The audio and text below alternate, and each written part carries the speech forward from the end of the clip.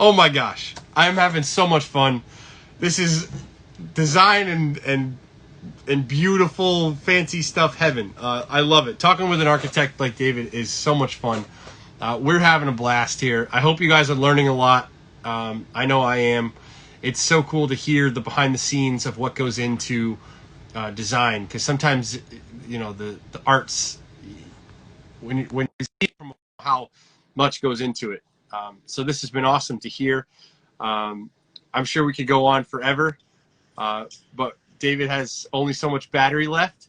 So on this show, we always end with 3 questions that we ask everybody. We tailor them to what you do. So the first question is, what is your favorite piece of design paraphernalia? We often ask, what's your favorite piece of paint paraphernalia? But what is it? A tool, a machine, a piece of equipment, something that helps you do what you do? Are you asking me too? Yeah, I'm asking you, what is your favorite piece of design paraphernalia, if you would? I would say now that I have before the computer, but still my favorite would be my compass that I bought when I started out. I have I have a compass that is just so beautiful. The finish on it, it's not a regular sort of anodized aluminum compass. It is the sweetest thing that every time you take a compass out, you take the cloth out and you polish it first, and then you use the compass. So I'm going with, and the compass brings me back to my early geometry days. And it was the one thing that I could do and get good grades at was geometry, understanding angles, which I guess made me figure out that I was going to be an architect someday. That's awesome. And I can't wait to see the post you're going to make where you tell us all about that, because I want to see this thing now. Okay. And we know that you're going to be upping up your Instagram game, so this is perfect. Okay. My next question for you is a DIY design tip, which generally probably fits people I do DIY painting tip for most people, but for you, some sort of a DIY tip to people that you wish people would know when it comes to design. It goes back to, and again, I would encourage everybody to, when they're done or not done, to write down CRAN TV, CRAN TV. Again, we wrote about 8 episodes. I wrote the first 7. A lot of the projects are local. It basically stresses the importance of the designer, and in our case, the architect, but it includes the designer as well. And hiring a good designer, again, and we talked about this earlier, there are 2 things. First of all, you want to find a designer, not that your sister or neighbor used or just won an award. You want to find a designer that actually relates to the things that make your heart beat in a unusual way, and you collect 2 or 3 of those, and then you interview those, and you find out which of those people, he or she, doesn't matter, like which person actually you connect with the best. And so that's the first thing, is hire a designer, whether it be an interior designer or an architect. And also, don't forget to you can call an architect, well, most architects, like me, and say, hey, can I give you a consultation to come over and spend 3 hours with me and just like look at my project? Or, I'm thinking about buying this house. And you may think, my God, I'm going to pay, architects might charge $150 to $200 an hour. I'm going to pay that kind of money and I don't even have the house. No, it's the opposite of that. That's actually the most important decision you make. And it's very often that I'll go set up an appointment and they'll take me with a real estate agent, who's actually incredibly important to have a good real estate agent on board even before. But to get that real estate agent and you, and to go through, say, 2, 3, or 4 projects. And when I go through a project and I know their budget and what they're doing, I can look at the bones of a house and go, this is not going to work for you, or you need to be prepared to spend X, or this is actually has unlimited opportunity. You're getting this for like $500 consultation. I'm walking around helping you decide whether you're going to spend, I don't care whether you're buying a $250,000 house or buying a $2.5 million house. The $500 is the best money you're going to spend in the world. And you don't have to call me ever again, because it's not like you're calling me up and asking me to come over for free advice. Hey, can you come on over? We might use you, and we'd like you. like, no, treat people the way you like want to be treated, and have me and give and even as simple as you have a traditional house on Benefit Street, and the front doors are rotted, and you're like, what do I do? And I'm like, I'll come and I'll look at it and I'll go, listen, these are your options. Call up this millwork company or that millwork company. You can bid the two of them against each other. Or personally, I don't think that the door is original. Let me design you a door that was original. Or look at this company, if you don't have that kind of money, that has stock doors that's almost as good, but they're not garbage. So think about that. I just gave you like 5 different options, and I spent 20 minutes with you. But you still have to pay my 30-minute minimum. Let's go. That is a tremendous tip. I love that idea. I'm going to start spreading the gospel of that. I think that most people probably don't recognize that they could just pay an architect for a consultation. So the way I do it is I'll say, for $500, I usually say for $500, I'll come out and spend time with you. I spend time with young couples sketching. I spend time on the computer with them. I'll spend time looking through houses with them. And I tell them, I say, it's $500. I said, when you're done asking me questions, I'll leave.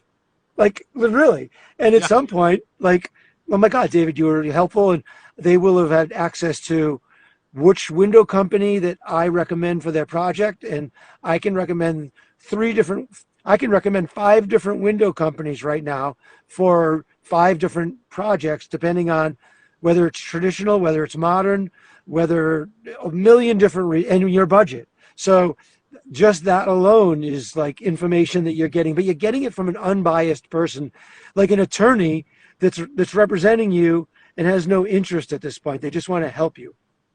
God, that's amazing. I think more people need to know that that's an option.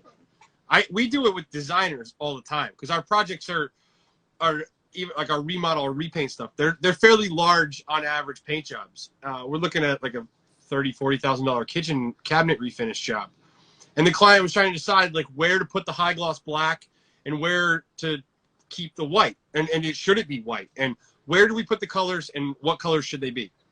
And I was like, you're about to spend like a significant amount of money. Let's bring a designer in here to help decide where they should go. And again, that's the best $600 she ever spent. Well, I can tell you when it comes to colors, unless it's a simple, we see an image, it's going to be like, a certain green, a certain shade of green. I mean, we'll do that. I mean, I'll do that because I have my wife, Cheryl, who basically gives me my color confidence.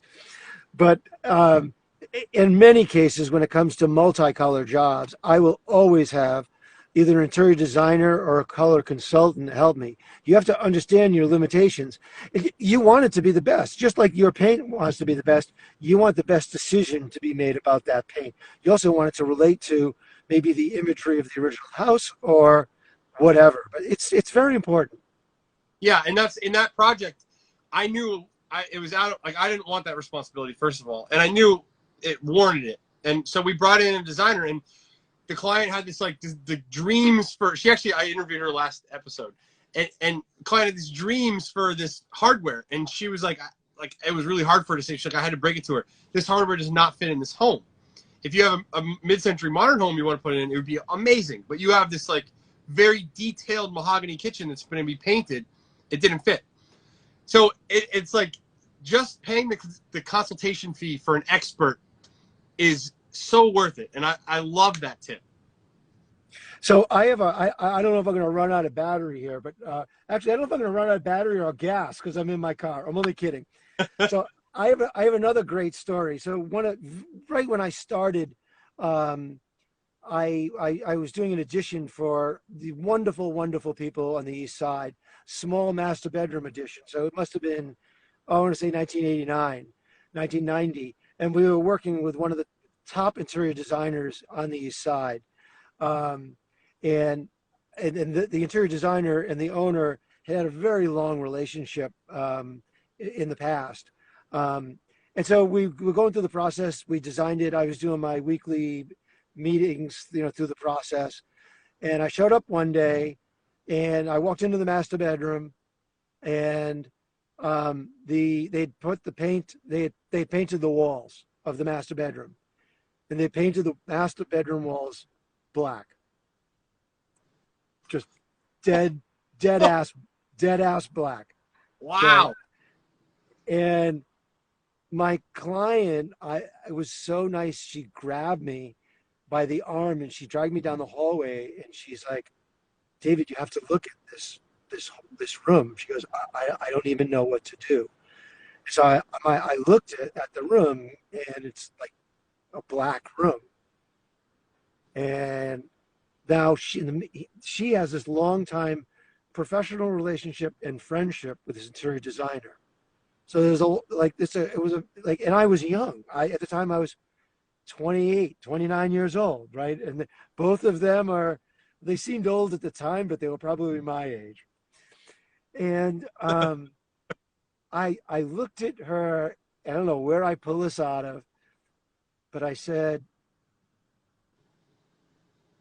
you have a relationship with this designer and you have your entire life. I said, I don't think it's worth the risk questioning her. And I think you need to give her the right to try and actually finish what she was trying to execute. And then if you have a problem with it, you can bring it up then. And I think you just need to have confidence in her and just wait to see how it comes. I said, because otherwise it's going to spiral out of control. You're going to hurt her feelings. It's a friend. And you're never going to know what it actually ever looked like. And she goes, I like that. It's worth it. I'm going to do it. And over the next 2 weeks, we watched all of the white trim, high gloss white trim, white baseboard, white crown molding, white trim work, all high gloss windows. Then they put on a completely white carpeting. And then the bed came in and this duvet cover that was like covering like a 9-inch thick down bedspread that was all white with 19 white pillows and so much art on the wall that all you saw were little stripes of black. It was the most beautiful room you had ever seen. And it was about having faith in the designer. I tell that story a lot. I love that. Who was the designer? It was Barbara Lazarus, amazingly talented. I believe she's retired now, but we've worked on many projects in the past. And I don't know if but I mean, it was a true compliment of her.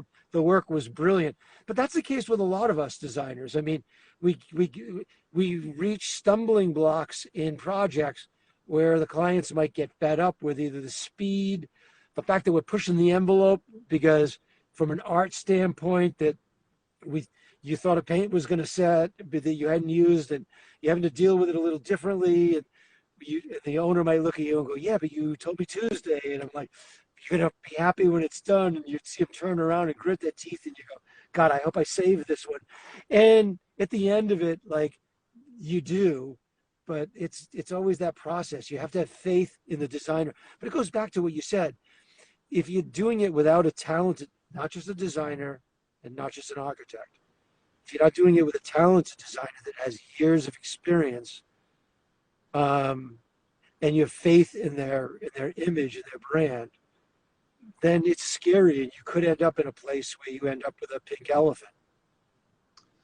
I just think it's amazing that you had the maturity to be able to say that in that moment. That's pretty awesome. I mean, it's scary. I mean, it's as scary as the comment that I said earlier, which was it really came from my attorney, who's been my attorney for 30 years, and he's been my friend for 50 years. I don't know, I'm 60 years old. Norman Balato, it was like, you just look at the client, you tell them you're small and you need your money on time. You're a young artist. And that's why you're hiring me, because I'm a young artist.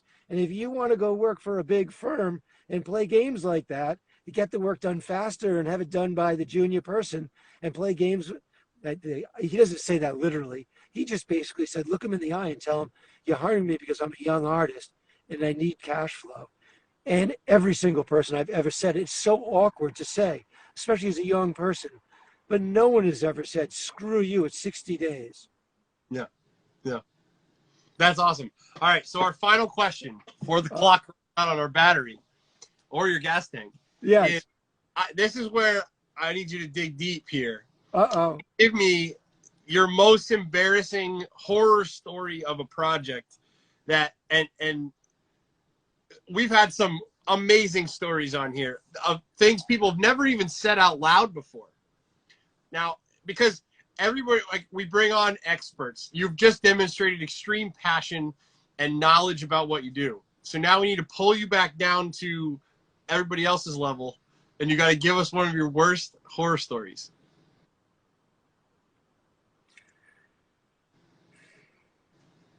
Um,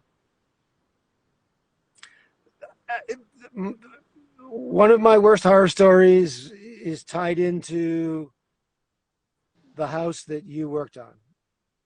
So that house was um, a house that started me in business. The client um, allowed me to leave Chopin and Wharton, leave Greenwich, Connecticut, and start up my own practice with my first commission. Design one of the most fun original designs that I'd ever designed, and won 3 AIA awards at the time. Um, and I was asked to come back to that project in 2001. I had actually done at least 2 renovations or additions and modifications to the project from 1988 to 2001.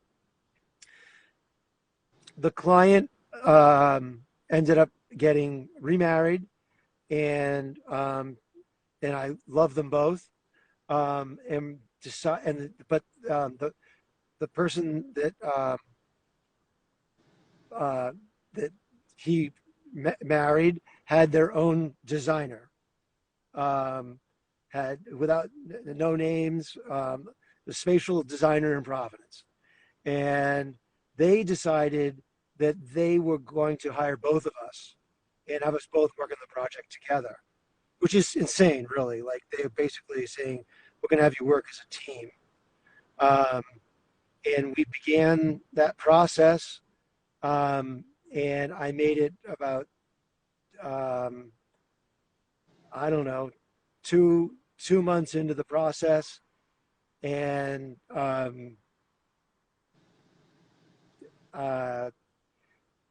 it if you want me to go deep, we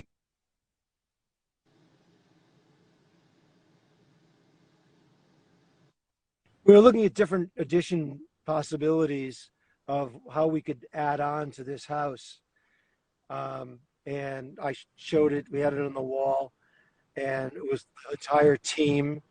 And I thought that there was a character of the house, and we designed the additions to match the character of the house. And I got pushback, and the spatial designer said these things need to be much bigger. The additions need to be bigger. They need more space inside, and it just needs to be. We need to go bigger. And I'm like, I think you're going to ruin the original quality of the house, the quality of the why people love it. And the client said, "Can you show us what she's talking about, and we'll meet tomorrow and look at it again?"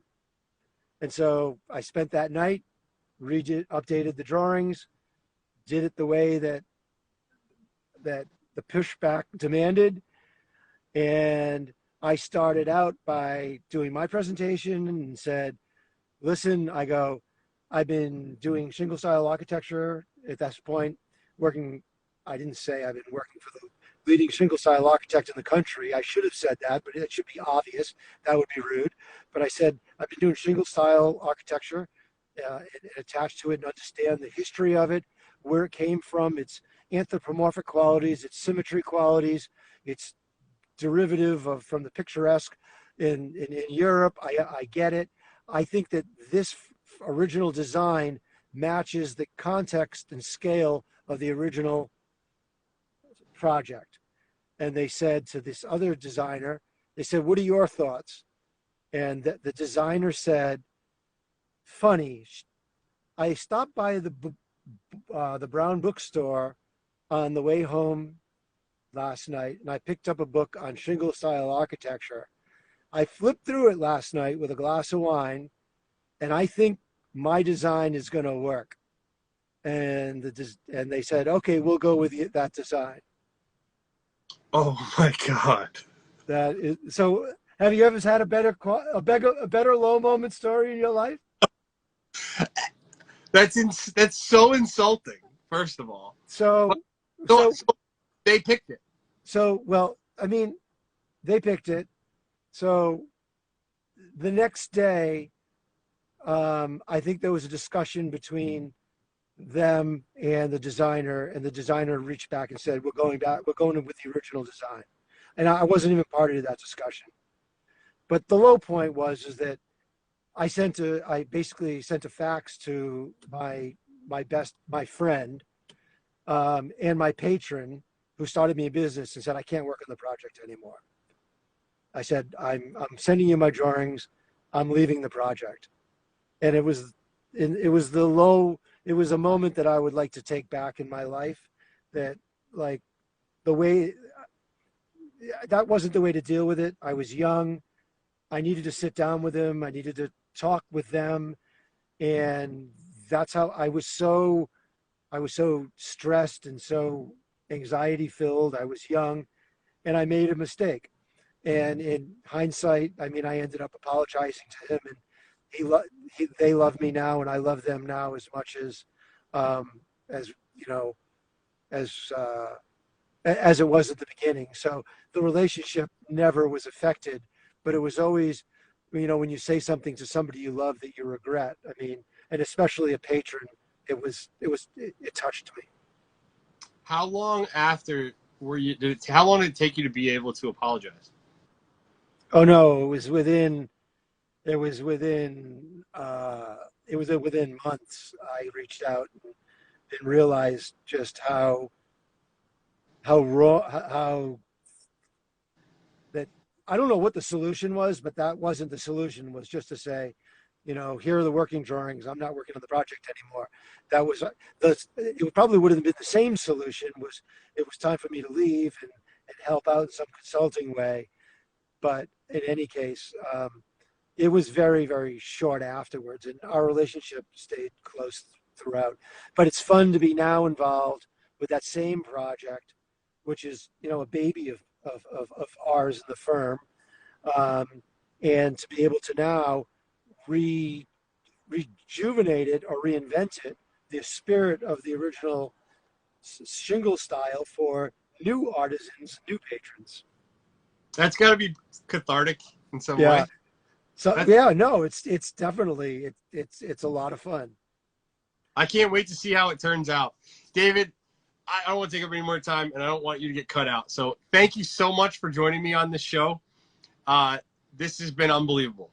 Thank you very much. It's been awesome, and I look forward to getting a tour of one of your projects. Absolutely.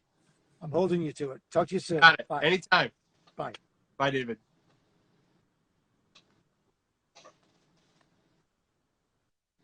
Oh my gosh, that was amazing. Another awesome ZK Live is in the books. David Andreozzi from Andreozzi Architects. He just got vulnerable and told us an amazing story, and it's so cool how I was able to wrap it up. That home that he's talking about is beautiful. The clients are awesome. I can't wait to see how it turns out. You can listen to this on Spotify and on Apple iTunes. I will be editing this, and my interns will, and posting it on YouTube. And we'll also obviously have this on IGTV. So again, thank you for watching. We'll be back on Sunday.